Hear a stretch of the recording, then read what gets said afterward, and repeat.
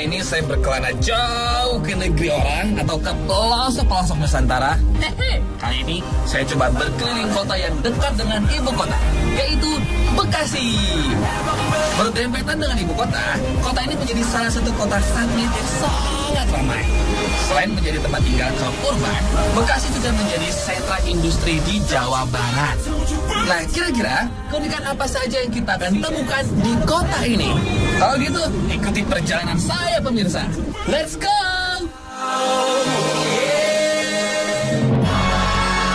Saya masih belum tahu nih pemirsa, sebenarnya saya sekarang ada di mana.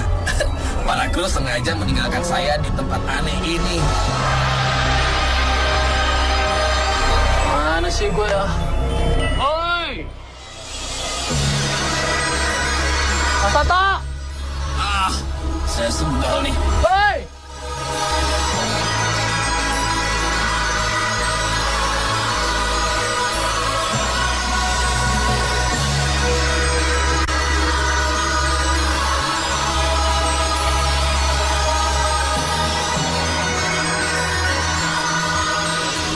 Tempat ini penuh dengan lukisan-lukisan Chroma-Daft, pemirsa, dengan gambar-gambar makhluk aneh seperti alien.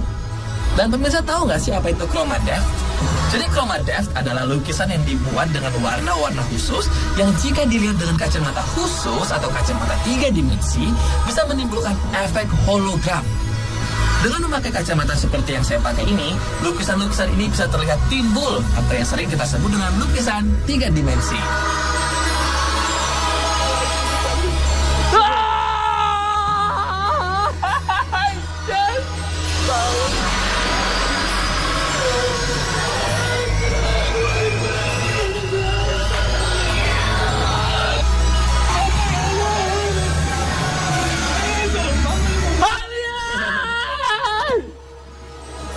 Bang, kok tahu?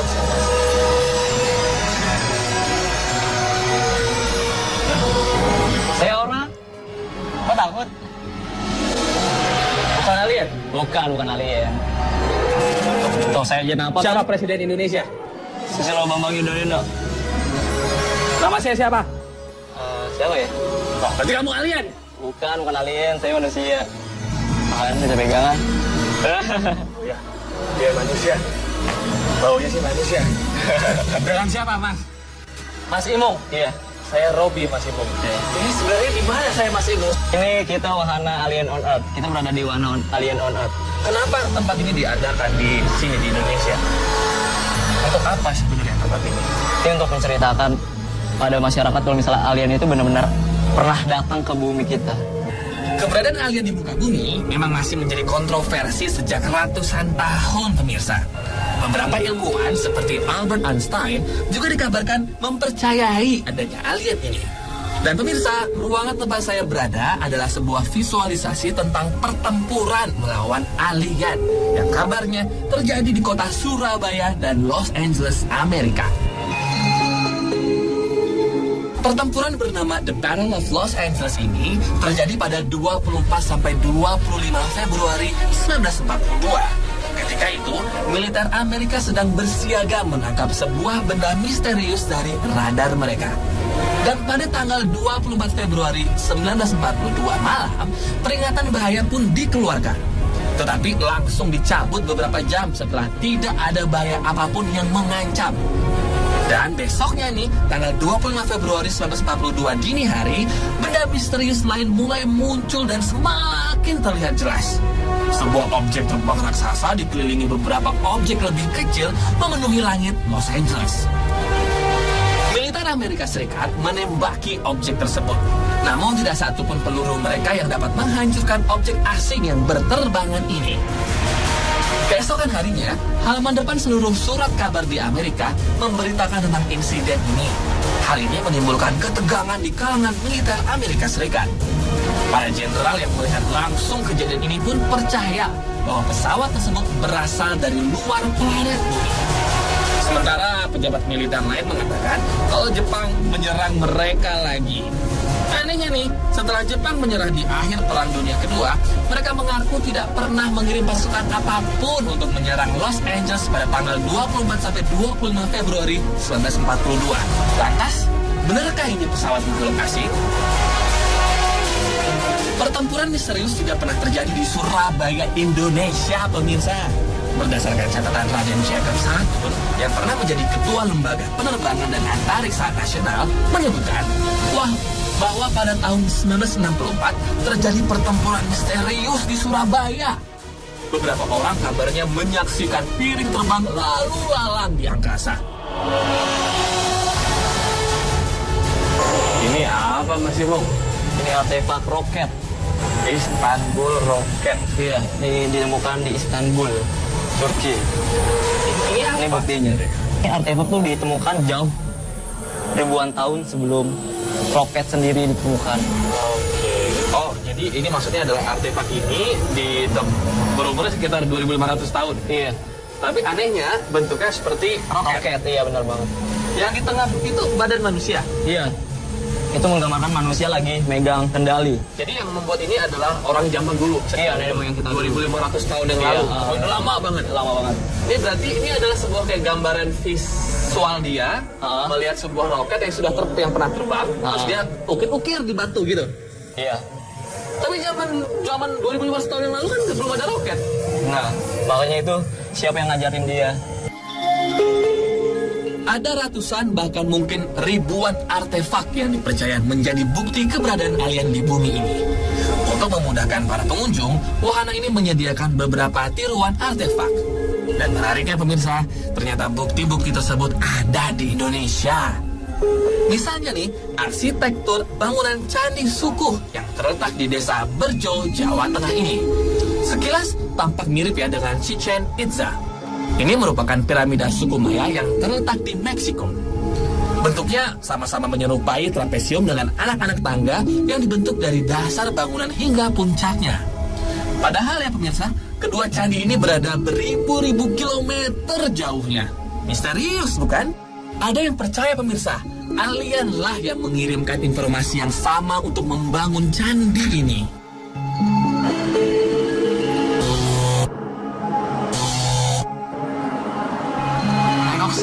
Susah banget.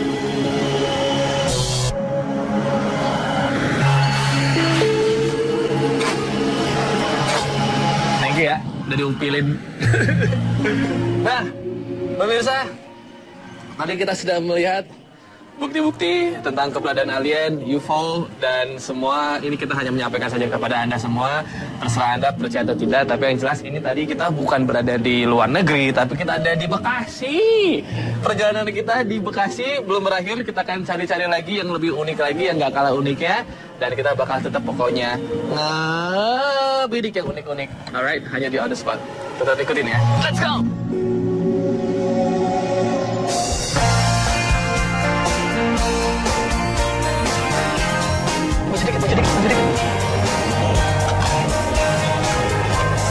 Ini apaan sih di mobilnya? Ini koin nih. Asli ini kayak koin gope. Ini koin gope nih kayak. Pak, ngobrol dong bentar. Ngobrol ya. Bentar ya. Situ Pak. Situ.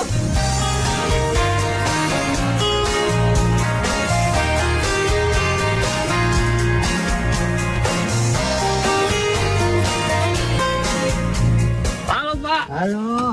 Selamat Selamat siang siang, Pak. Saya Robi Purbakoto, nama si Indonesia. Bapak pasti kenal saya. Oh iya. Nama siapa? Nama Latijo, tapi kalau nama medanya saya Latijo Selimba Utang. Apa? Latijo Selimba Utang kalau nama medanya. Tukang utang atau gimana? Iya. Pak Latijo, saya panggilnya Pak Lati nih. Atau Iya. Pak Latijo? Ya Latijo. Atau Buto Ijo? Pak Latijo ya? Pak Latijo ini mobil tadi di jalanan kayak nyentrik banget. Saya ngeliat koin-koin semua. Saya kira tadi itu besi-besi yang gimana gitu Pak. Kayak mobil tempur gitu ya. Bukan, ini koin asli ini masih berlaku. Koin asli semua nih Pak. Iya, sama dalam-dalamnya. Ini koin 500 rupiah kebanyakan ya? Enggak, 100. 100 100 yang banyak. 100. Dan memang sengaja dibalik begini. Iya. Posisinya Karena saya ngambil cinta Pancasila, Pak. Oke. Kalau misalkan dijumlahin seluruh Jumlahnya sudah 4.380.000. 3 juta, 4.380.000. 4 juta lebih. Iya. Cuma Pemirsa, ternyata menempelkan koin-koin ini nggak semudah yang saya bayangkan. Perlu kesabaran dan keterampilan khusus tampaknya ya, agar bisa rapi seperti yang dibuat oleh Pak Latijo. Lem untuk menempelkan koin-koin ini juga dibuat khusus oleh pemiliknya dengan ramuan rahasia. Pak Latijo pelit nih, nggak mau ngasih tahu rahasianya pemirsa. Namanya juga rahasia ya Pak ya. Pemirsa, sambil menyelam minum air, sambil mengelem koin, minum es dulu nih. Kita bayar pakai koinnya Pak Latijo ya.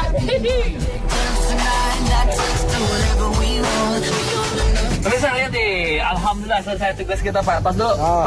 Tapi baru satu baris. Nanti kita kapan-kapan kerja bareng lagi. Saya weekend akan main ke Bekasi lagi dan kerja bareng sama Bapak buat menemuin semuaan sampai KB itu koin ya Pak ya. Iya. Wah, tapi sekarang kayaknya saya pengen coba bawa dulu Pak. Oh silakan. Boleh nggak? Boleh ya. Let's go, kita berangkat ya. Kita Aduh.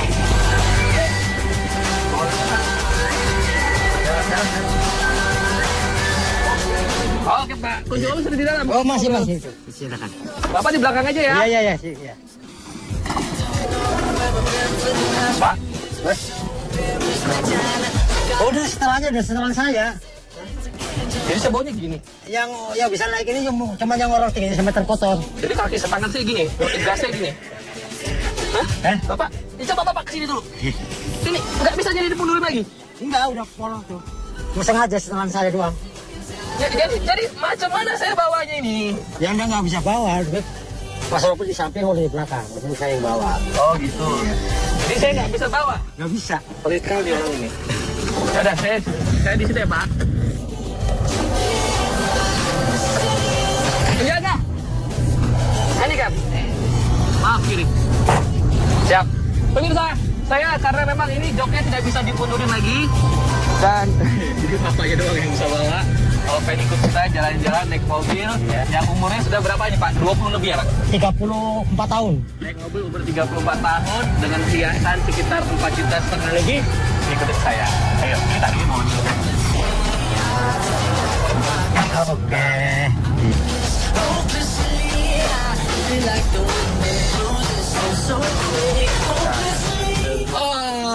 Seru banget jalan-jalan dengan mobil Pak Latijo. Seperti melintasi musim waktu. Bapak yang selalu ceria ini sedang memutar lagu-lagu nostalgia pemirsa ketika mengendarai mobilnya. Cie, si Bapak. Ingat zaman muda kayak dia ya.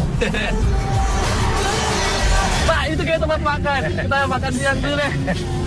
Saya mau traktir Bapak karena Bapak udah ngajak kita jalan-jalan. Yes.